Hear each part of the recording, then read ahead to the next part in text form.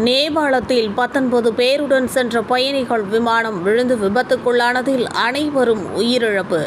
காத்மாண்ட் நேபாளத்தில் 19 பேருடன் சென்ற பயணிகள் விமானம் விழுந்து விபத்துக்குள்ளானதில் அனைவரும் உயிரிழந்தனர். காத்மாண்ட் திரிபுவன் சர்வதேச விமான நிலையத்திலிருந்து புறப்பட்ட சௌரியா ஏர்லைன்ஸ் விமானம் விழுந்து நொறுங்கியது.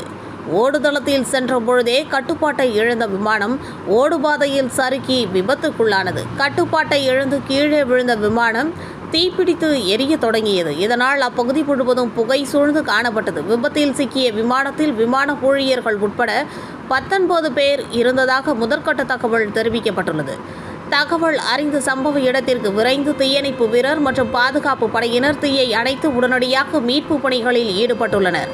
இதனால் விமான விபத்தில் 18 பேரின் உடல் மீட்கப்பட்டது. காயங்களுடன் மீட்கப்பட்ட விமானம் சாக்கியா மருத்துவமனையில் அனுமதிக்கப்பட்டுள்ளார்.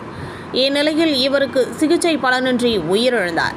விமான விபத்தில் உயிரிழந்த அனைவரும் சவ்யா ஏர்லைன்ஸ் ஊழியர்கள் என தகவல் வெளியாகியுள்ளது. விமானம் பறக்க தயாரான பொழுது ஓடுதளத்தில் வழுக்கி விபத்துக்குள்ளானது அதிகாரிகள் தெரிவித்துள்ளனர். விபத்துக்குள்ளான மறு வினாடியே விமானத்தில் தீப்பற்றியதால் நிலைமை மோசமானதாக தெரிவிக்கப்பட்டுள்ளது. விமானத்தில் ஏற்பட்ட தீ தற்பொழுது அணைக்கப்பட்டுள்ளதாகவும் தகவல் வெளியாகியுள்ளது. விபத்து நடைபெற்றதை தடுத்த திரிபுவன் சர்வதேச விமான நிலையம் மூடப்பட்டது.